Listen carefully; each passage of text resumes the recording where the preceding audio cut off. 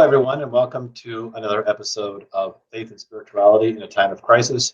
My name is Chris Fuller. I am the Chief Sponsorship and Mission Integration Officer at St. Joseph's College in Maine. And my guest with me today is Reverend Lori Whittemore, who is the founder and director of the Abbey of Hope here in Maine. Lori, welcome to the conversation. Thank you. I'm glad to be here. Glad to have you. So I thought we'd start our conversation by having you just tell us a little bit about yourself. What is your path towards ministry? How did you find yourself doing the ministry that you do here in Maine? Well, that's an excellent question, and it's a long answer to it. But I'll say that I found my way to ministry as a second career, actually after 9/11. I felt at the time of 9/11, I was a contracting officer for the government, and I felt I really want to be there, but I want to be there as a chaplain. And so that led me to move out away from that career and back to seminary. And when I found myself in seminary, I recognized that what I was really interested in doing as a minister is working in an interfaith capacity, bringing people together, increasing understanding, and figuring out how we can converge on all sorts of issues and out of a place of faith. So I went to traditional seminary and then found my way to an interfaith wisdom school as a finishing, I call it my finishing school.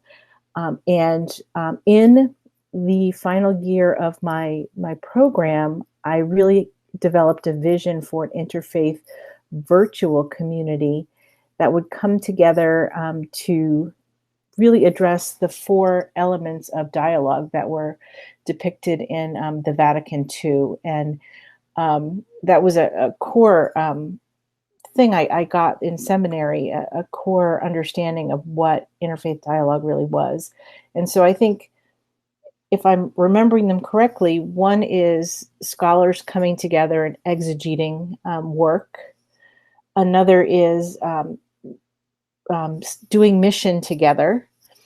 Another is sharing sacred space and doing ritual. And the last is just getting together and getting to know one another. And so those four pillars are what the Abbey of Hope is built on. And a lot of those, of course, involve coming together.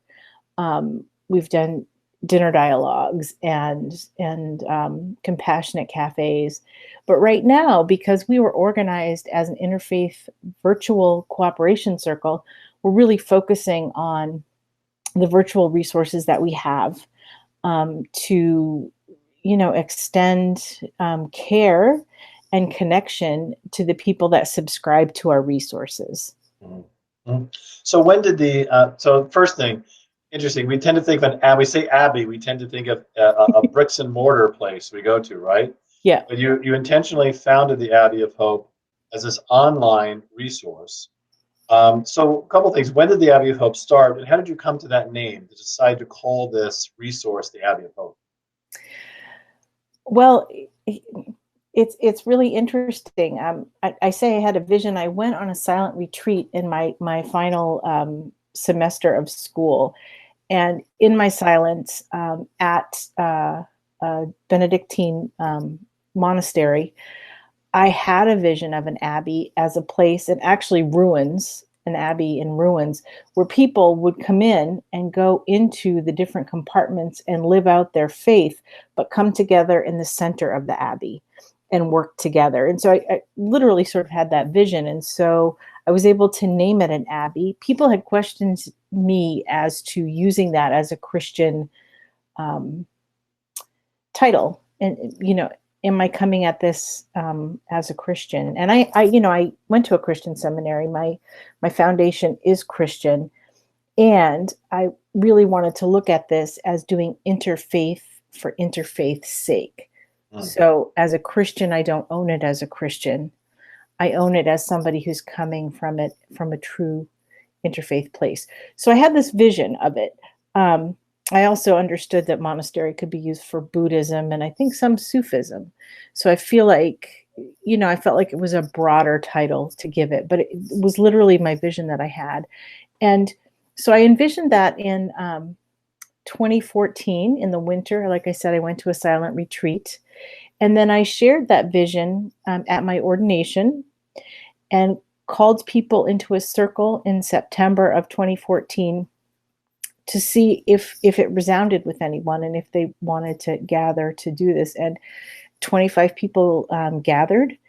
And then we evolved into a leadership circle of 11. And by 2015, we had papers, I guess is what I would say. We were, literally formed as an interfaith cooperation circle under the auspices of United Religions Initiative, which is an interfaith organization.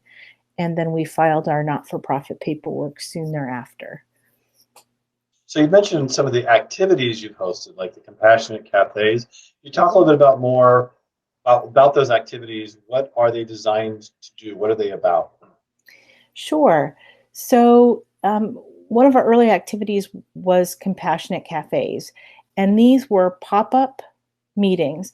One of the premises of the Abbey of Hope is that we will own no property because we don't want to have to serve that property. We don't have to pay for it and care for it through money. So we have pop-up activities. And one of the first ones we engaged in was Compassionate Cafe, which was, on our media, we would say, okay, we're having a Compassionate Cafe Thursday from 8 to 10 at Coffee by Design on Commercial Street. Anybody who wants to come. And, we have a online base of probably around 500 people. And so it might be that a dozen people show up. And we tried to keep it as open as possible so that we weren't setting an agenda. But diversity was the key, diversity of faith expression. And, beyond that, it didn't even have to be faith. Really, people would bring what was on their hearts. And sometimes it felt a little political, but mostly it felt like, what can we do to, further love and understanding and live out our faith in the world. So that's how that Compassionate Cafe got started. That's great. And it's really interesting about you setting this up deliberately in an online fashion is right now in these circumstances, many of us in other traditions are scrambling into the online sphere to try to find ways to meet people's spiritual needs. So you have masses being streamed live and services being streamed live for people within the Christian tradition.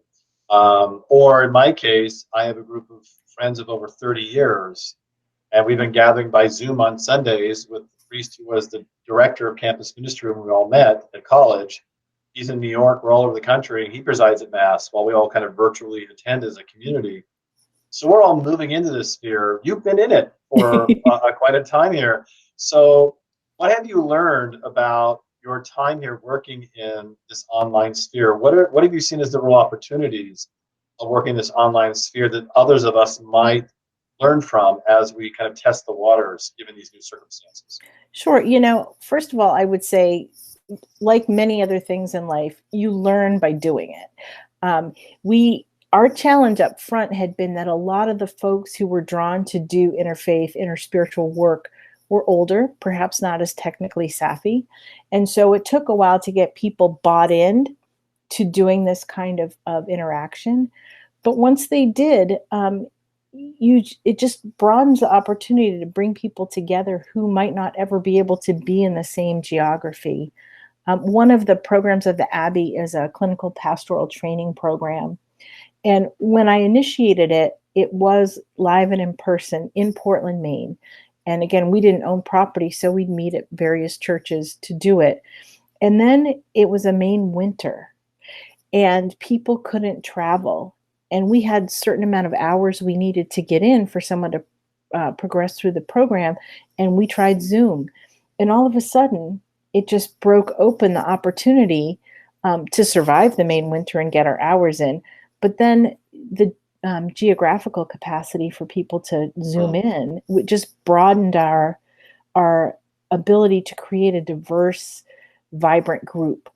So those are the things I would say. I feel like Zoom or whatever mode that you use really broadens your capacity to have diversity, especially for us in Maine.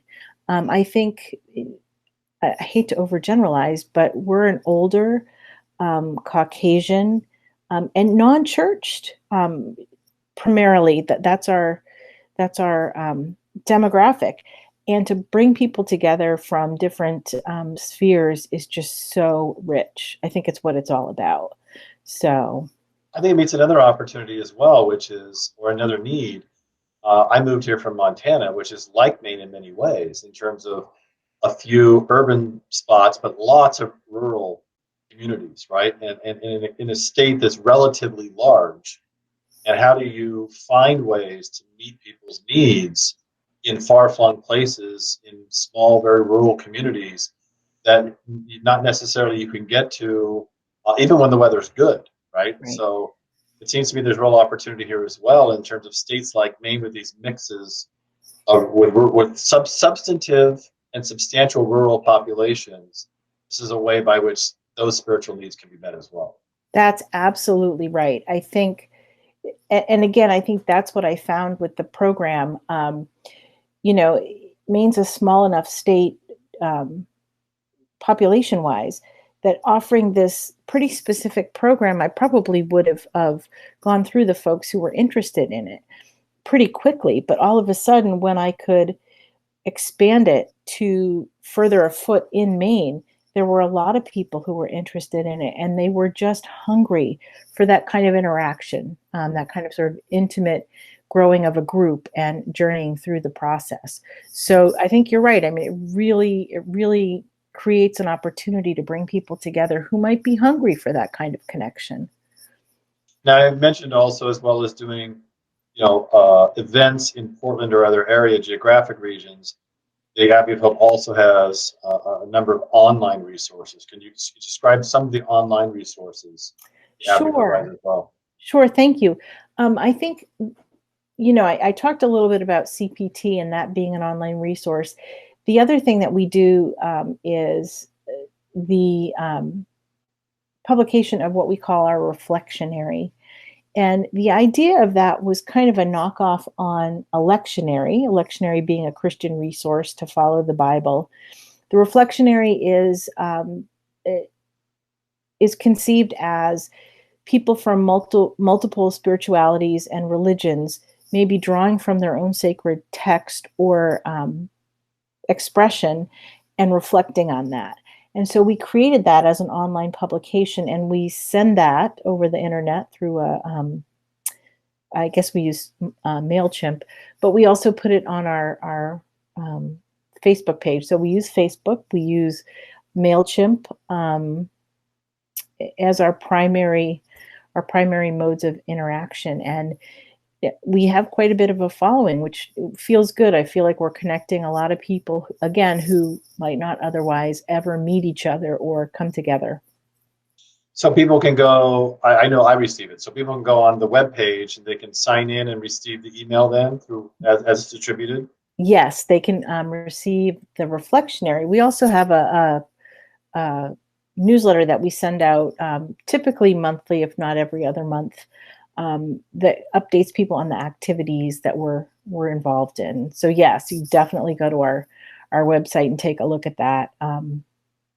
And we're preparing for some other in-person programs, which are kind of on hold right now.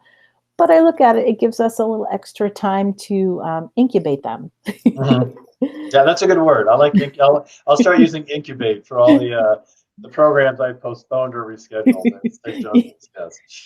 For the Reflectionary, can people write for the Reflectionary? Can they offer their own reflections? Oh, we so welcome that.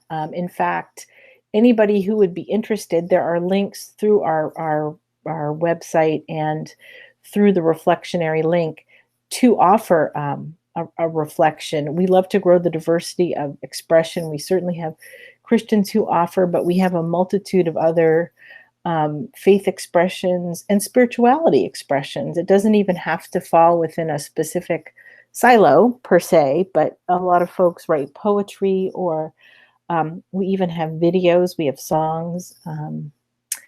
it's terrific, and we welcome people to share what's on their heart in whatever way that they can. Good. And have you received any feedback from folks that have been using or reading the reflectionaries? We have not as much as I would like, but we do have the capacity to do that on our Facebook. And also, they could respond actually to the newsletter that goes out. You know, our vision, and actually, it's become more of a conversation lately, is it would be terrific for people to respond and start a conversation about these things and engage with the reflections that go out. So yes, and we'd like to see more of it for sure. Good. So I hope people hear that there is an opportunity here for, there's a great resource here in the community for spiritual edification, reflections from the community itself, that people can contribute to that, either by writing their own reflections or checking out the Facebook page, which we'll post at the end of this video, and offering their own feedback and contributions as well. Have you, as I said, you've been in this online sphere already before this happened.